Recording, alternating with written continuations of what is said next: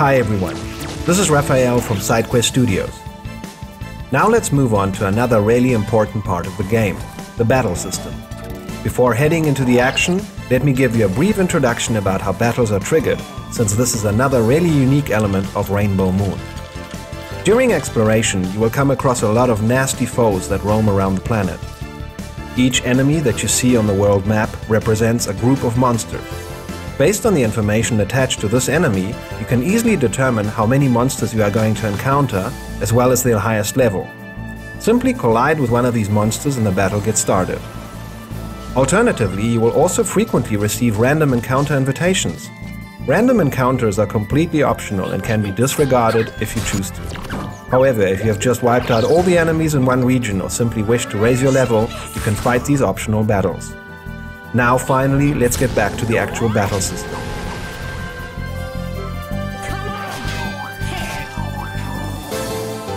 All battles take place on a grid-sized map and are completely turn-based. That's right, just like the good old days. No stress, no chaos. Take your time to observe the situation and make the right move. Up to 3 of your party members will engage into battle against a large variety of evil creatures. Early on in the game, you begin with Baldrin, the main hero of our story. He's a well-balanced melee fighter and will receive a healthy mix of offensive and supporting skills throughout the game. By defeating enemies in battle, you will gain experience points, level up and receive rainbow pearls and other rewards that will eventually help you make your character stronger. I'm going to tell you more about this a little later on, but let's keep our focus on the battle system for now. During battles, you have a number of commands at your disposal, and I'm now going to demonstrate some of the most important ones to you. Move allows you to walk on the battle map field by field.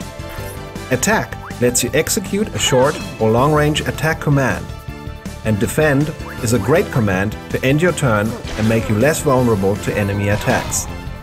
If you select Item from your battle menu, you can use any item that's currently in your inventory, such as healing potions.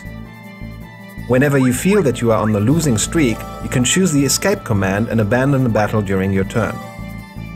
Probably the most important command that you will execute a lot of times during battle is the Skill command. At this time, Baldrin is already capable of casting the Shield Bash and Earth Crusher skills. Shield Bash is a very basic skill that targets just a single enemy.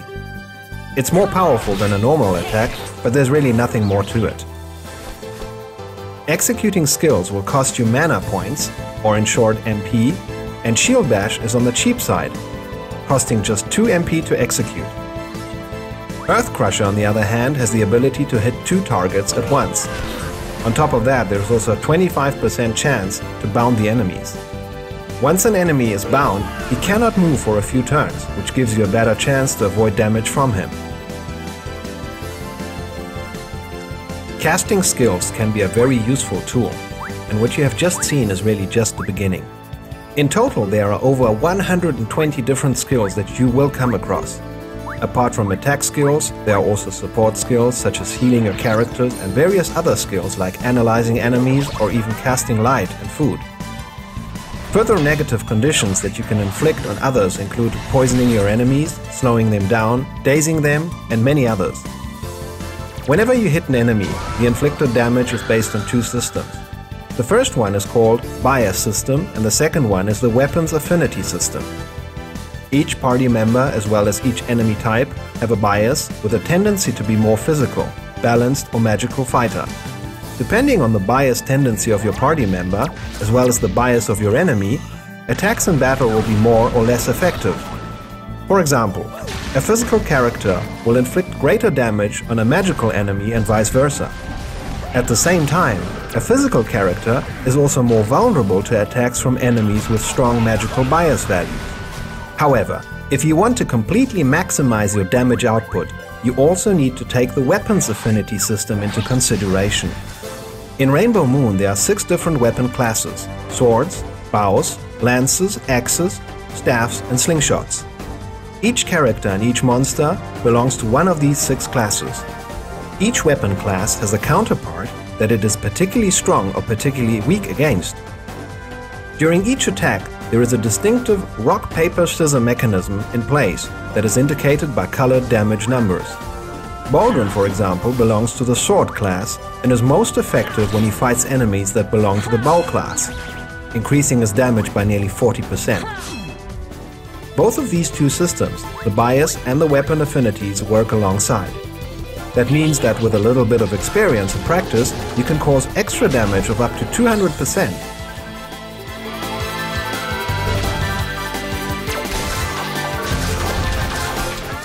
I know this may all sound a bit complicated right now, but don't worry. When playing Rainbow Moon, you will get into it really quickly and master it at the time it matters most. Just a final word about the battle system. By defeating different monsters, your best tree automatically expands. Here you can find everything about their weapon classes, which skills they can execute, the items they will drop, and so on. The more often you defeat the same type of enemy, the more information you will gather about it. This can, for example, be very helpful when searching for special materials for enhancing your gear. That's all for now. I really hope that you have enjoyed this first glimpse at what Rainbow Moon has to offer. Make sure to watch out for Rainbow Moon on PlayStation Store this July.